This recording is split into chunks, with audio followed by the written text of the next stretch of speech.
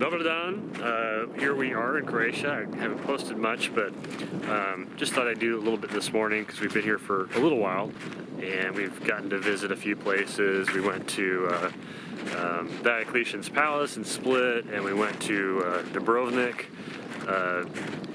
3 days ago. That was amazing. Like, yeah. Huge, amazing fortress. I'll probably put up some pictures right now. Weird little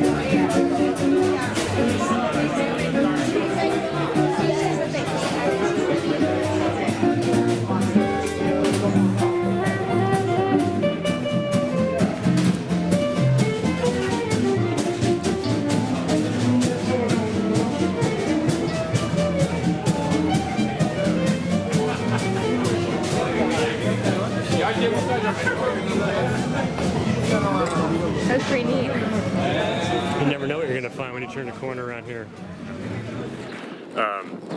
But yeah, it was like walking back in time. Absolutely unbelievable. Anyway, I've got Keenan here. Hi.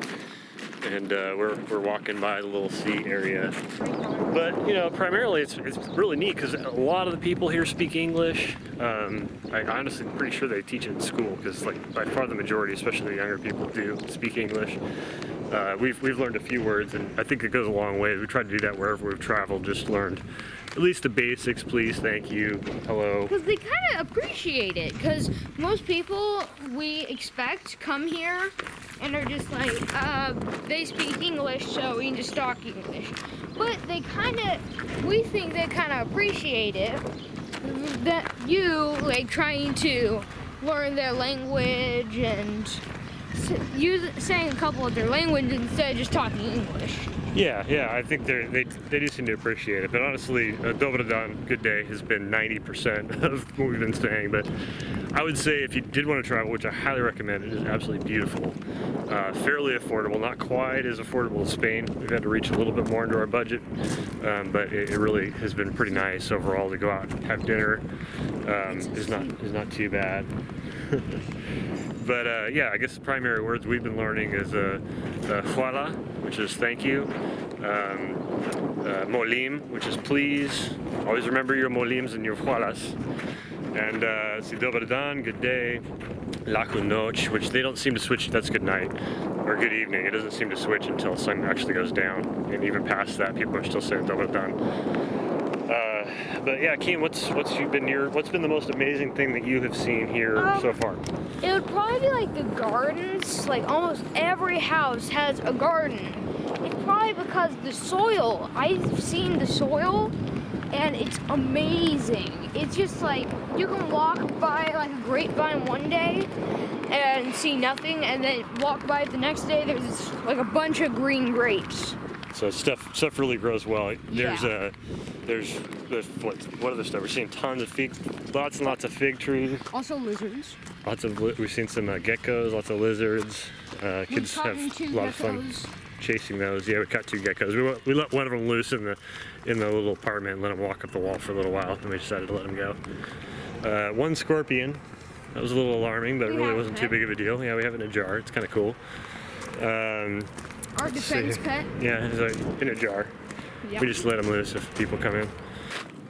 The water is just absolutely crystal clear. And we learned that it's actually brackish. Well, parts of it are. It's just where the water mixes. The fresh water's coming down. There's water coming down from the hillside all over the place. They honestly channel it deep.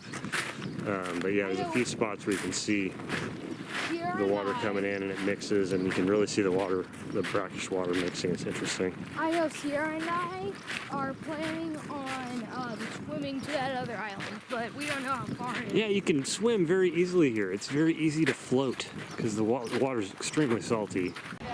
All right, I'm ready for you. Go for it. Whenever you're ready.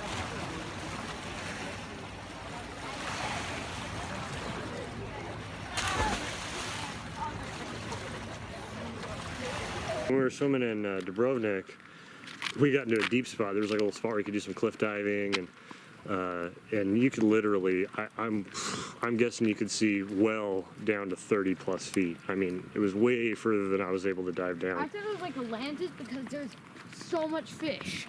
There's so many fish. Yeah, lots of little ones. We haven't seen any really spectacular fish yet. Literally a rainbow fish. It had like 10 colors on it. Was that at Dubrovnik? Yeah. Construction is kind of interesting. They almost everything here is built out of concrete, brick, or stone. No wood. We've only seen one wood structure. That's a really big difference from America. Almost everything is wood frame in America, and everything here is stone and concrete for the most part. Here's a new apartment that's going up. As you can see, Apartmeni. You can only see. I don't know if I'm pronouncing that properly. You can only see a little bit. Beautiful garden. You can only see a little bit of wood, and they take that away. Yeah, those are just the forms for them to pour. And then they just take it away. But even like patio overhangs and stuff, they form it up and pour it and leave it for a couple days and pull the forms off. And then it's all reinforced concrete. People here seem to really know their trades. The guy who built the house that we're staying in, he built it. It's like a little 4-unit, 2-level little apartment thing. And yeah, even the furniture and the cabinetry, he did all that. So I mean, these people. Tiles, they have no air bubbles in them. Yeah. They're firm enough to play marble. I'm a total amateur construction person, but yeah, I mean, tile, everything's just done really, really well. I was extremely impressed. The guy, he doesn't speak any English. He's a little older than I am, but yeah, really nice guy. Just blown away by the craftsmanship and the pride in the country. And the lady that we spoke with, his daughter, we've been kind of communicating with as far as the Airbnb that we're staying at. She speaks English really well. And it's funny when I was asking her, hey, would you mind showing us around, teaching us some Croatian? She said that she would be pleased to do that. We haven't done it yet, unfortunately, but we're working on it. But she described herself as a patriot, which I thought was pretty neat. That she would just be honored. I offered her money if she'd be willing to do that. And she said, no, I couldn't take any money. I consider myself a patriot, and I would take pride in doing that. So just really neat people. And so we'll end our video. I know it's probably a little on the long side, but it's just a really neat area. And with this little chapel, you walk by and you see beautiful historic places. This is a little chapel at the end of our walkway here. This is the Chapel of St. Luke. And there's a couple other little small churches. Not sure what the age of this is, but it's obviously up there. Look how big this is. Wait, that's pretty neat. Can you see through it? No. No? Yeah, it's like... You see in there? Yeah, I don't know. But... Oh, before we leave, we have to tell them about the hedgehog story. Maybe we'll save the hedgehog for another video. Okay. Yeah, hedgehogs. It's kind of cool. He was not happy though. Not a happy hedgehog. But we saved his life, so that was kind of fun.